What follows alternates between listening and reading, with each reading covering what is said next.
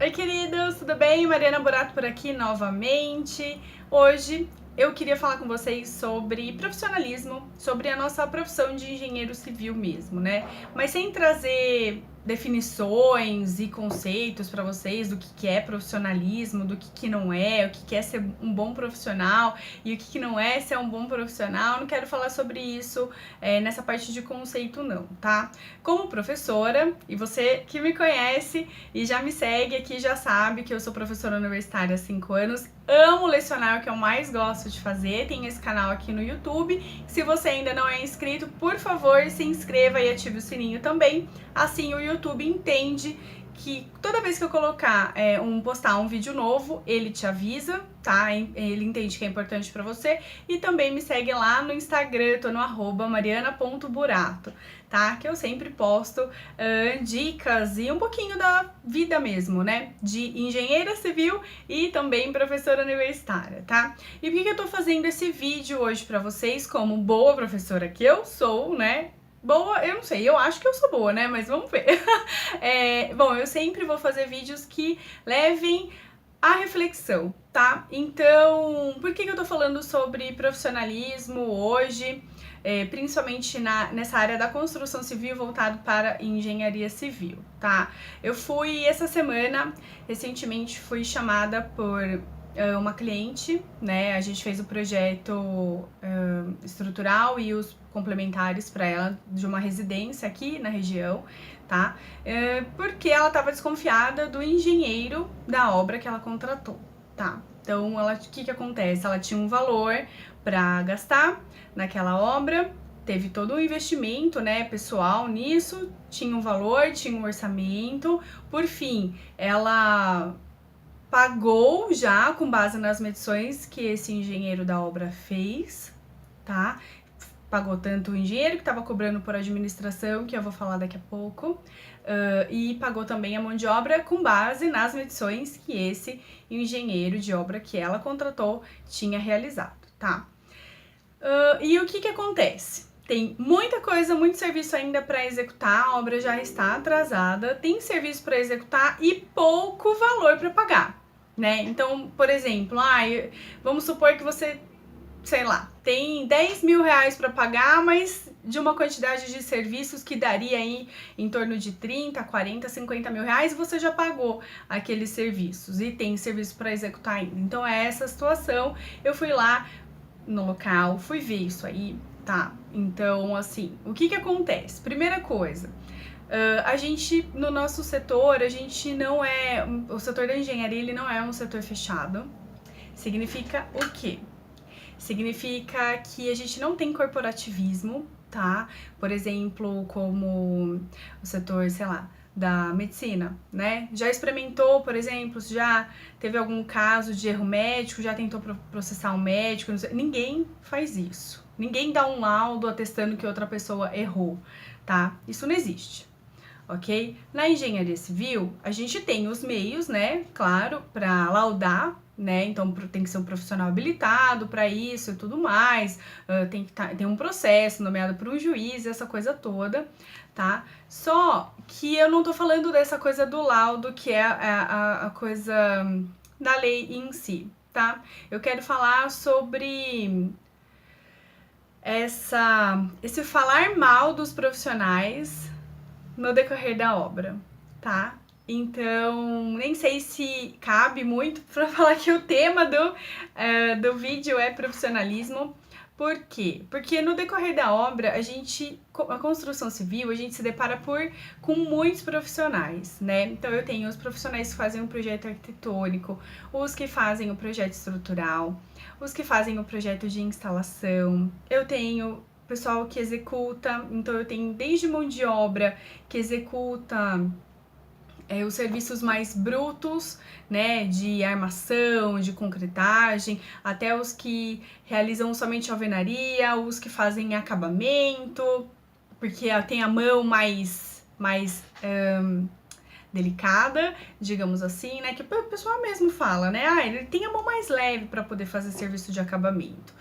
Os que fazem serviço de carpintaria, por exemplo, os que trabalham com marcenaria, com impermeabilização, enfim, eu tenho uma série de profissionais que eles são necessários para quando eu tô fazendo uma obra, realizando uma obra. E aí eu tenho os engenheiros também, os engenheiros de projeto, os engenheiros de execução, tá? O que acontece? Que o vídeo vem na reflexão nesse sentido, que acho que eu tô enrolando bastante para falar que eu tô tentando encontrar aqui o meio. Na nossa área a gente não tem esse corporativismo, então ocorre, assim, de um profissional ficar falando mal do outro, né, pro cliente. E, gente, o cliente não tem nada com isso. Você vai ficar reclamando para o cliente que é leigo, e aí eu tô tratando justamente dos clientes que são leigos, tá? E entendam, leigos não é aquele cara que constrói, é aquele cara que não tem informação, tá? Porque não adianta você falar assim, ah, eu construo para vender, eu compro um terreno, construo e vendo, ah, eu sei fazer isso, eu não preciso de engenheiro. Olha, amigo, se é o seu caso, me desculpa, mas você é a pessoa que mais precisa do engenheiro, porque você tá perdendo dinheiro, né? O que você gasta numa construção, você podia gastar bem menos se você contratasse o engenheiro, mas ok. Não é desse pessoal, eu tô falando do pessoal leigo, aquele pessoal que não sabe, aquele pessoal que confia na palavra do engenheiro, ou até que confia na palavra do arquiteto. Por quê? Porque a gente estudou para fazer isso, tá? É desse tipo de cliente que eu tô falando no vídeo hoje, tá? Não é o cliente construtora, não é o cliente que constrói e vende, que tem um certo conhecimento, e tá ok ele ter esse conhecimento, mas ele não tem a formação. Eu tô tratando justamente de cliente que é leigo mesmo, tá? Então, pois bem, quando esse cliente que é super leigo, que não sabe nada de construção, te contrata para você tomar conta da obra dele, né? Em todos os aspectos. E aí quando a gente fala, ah, vou só tocar a obra, não é só tocar a obra. Só tocar a obra não é só estar fisicamente na obra, né? Tocar a obra quer dizer gerenciar e administrar essa obra, né? Passar para o cliente, gerenciar no sentido de saber se os serviços que precisam ser realizados estão sendo realizados a contento, no prazo correto, dentro do valor estimado, né? Se vai ter algum erro de valor, né? Então, se você tem um acréscimo, por exemplo, por alguma coisa que não estava em projeto, e aí você já começou a errar, porque se você está gerenciando, você já deveria ter visto isso antes, tá? Ou na administração, quanto que você tem que pagar, o quanto que aquele cliente tem que pagar aquele mês, quais foram os serviços executados, está de acordo com o cronograma, não está, das medições. Por que eu tô falando isso? Porque tudo isso influencia na forma como você vai realizar, todas essas informações influenciam na forma como, por exemplo, você fechou o seu contrato. Então eu acho que o vídeo, quando a gente fala de profissionalismo, como eu tinha falado no começo desse vídeo, o que eu queria trazer para vocês era justamente isso, né? Então a gente é somos profissionais, não profissionais que a gente não tem um corporativismo, então a gente fala mal de profissional, né? De outros profissionais para o cliente que não tem absolutamente nada a ver, e eu acho isso muito antiético, né? Na verdade, eu, Mariana, particularmente acho antiético, está no código de ética também. Ninguém tem o direito de ficar falando mal de outro profissional, tá? Porque a gente vende serviço, a gente não sabe qual que é o conhecimento, o know-how daquela pessoa, entendeu? Pode ser que a gente não concorde com a forma como ela realiza aquilo. E isso a gente tem que tomar um cuidado muito grande quando a gente vai falar com o nosso cliente, entendeu? Quando, por exemplo, nesse caso, que ele me chamou para poder ver o que eu podia fazer, entendeu? Porque ele não confiava mais no engenheiro que ele tinha contratado de obra, justamente por isso, tá? E aí, pegando esse gancho, vou falar também que eu comentei, né? Falei assim, a forma como a gente vai gerenciando e administrando, ela tem relação também com o contrato que a gente firmou com aquele cliente, né? Então, por exemplo, nesse caso, tem os contratos por administração. O que é o contrato por administração? Quando você fecha o contrato com o cliente, por exemplo, para gerenciar uma obra, a gente fecha, a gente está gerenciando, então significa que a gente vai fazer o controle, a compra dos materiais também, e dos materiais, contratação de mão de obra, enfim, para aquela residência, para aquela construção ficar ok, tá? Ela sair, né? Ela sair do papel e virar uma coisa sólida, tá? Então significa o quê?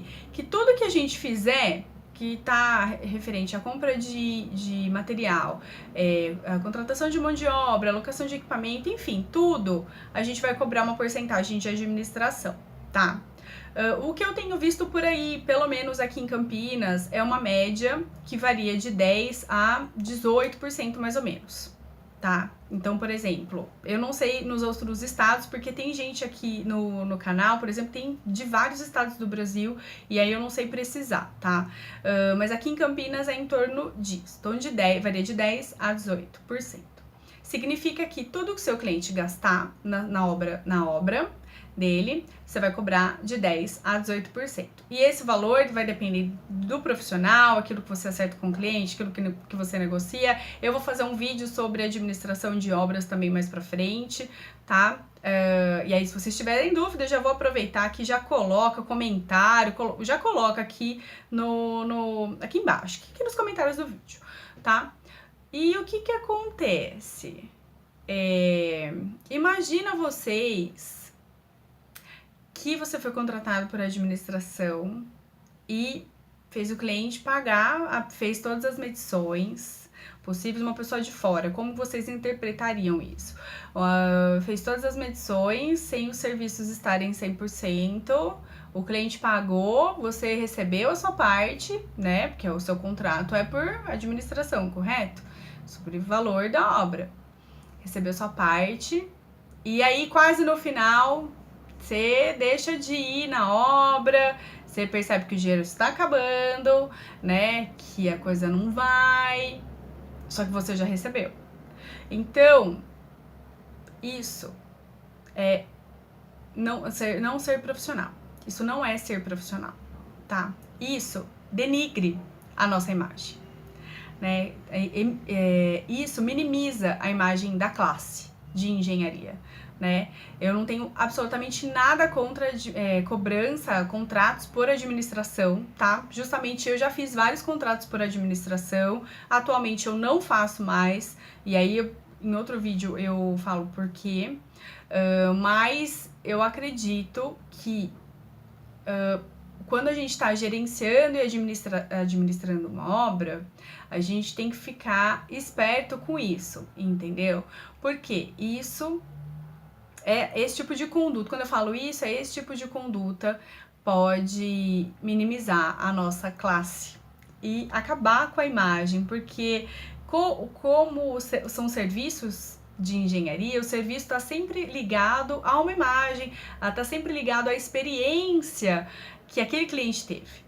Então, se esse cliente não teve uma experiência boa, é muito pouco provável que ele te indique ou que ele queira ter uma experiência com outro profissional do mesmo título, por exemplo. Então, é a mesma coisa quando a gente vai em médico e acha que não tá legal, e aí a gente não fica receoso, uma que a gente nem vai mais naquela pessoa, né? Mas a gente fica receoso de ir em outro profissional, porque você não sabe, entendeu? Porque ele é a referência, ele que estudou para fazer aquilo lá, você entendeu? Se a gente não dá o respaldo para o cliente, é a gente que estudou para fazer isso, se a gente não dá o respaldo para o cliente, qual que é a experiência que ele vai ter com a gente, né? Então, assim, é um dos passos também, pode ser que seja um dos motivos que as pessoas não procuram o engenheiro por conta disso, entendeu? Então, acho que o vídeo foi mais, acabou sendo um desabafo, sei lá,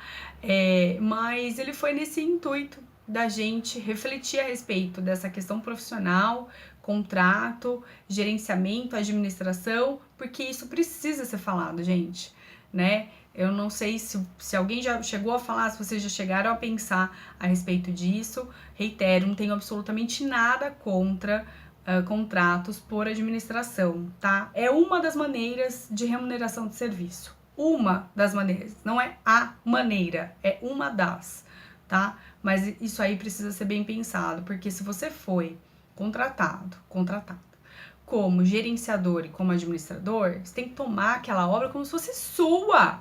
É sua, gente. Entendeu? O cliente te contratou porque ele não sabe, porque ele não tem tempo para fazer tal coisa, porque ele confiou em você no primeiro momento. Então você precisa manter essa confiança, entendeu? Porque isso te ajuda principalmente o profissional contratado, né? Ele gera um portfólio, gera indicações e ajuda também o setor e a coletividade de engenheiros, tá bom? Então eu queria muito saber o que vocês pensam a respeito disso. Se vocês já chegaram a pensar a respeito disso, e contem pra mim aqui nos comentários, enfim, lá nas redes sociais, fiquem à disposição, tô à disposição de vocês, tá bom, gente? Vou pedir mais uma vez, quem não é inscrito, se inscreve, se você ficou até o final e não é inscrito, se inscreve e ativa o sininho. Se você já é inscrito e não ativou o sininho, ativa, por favor, e me seguir lá no Instagram, tá no @mariana.burato, tá bom? Vou ficando por aqui, gente, agradeço mais uma vez por você ficar até aqui ao final, e a gente se vê em breve. Até mais, tchau, tchau!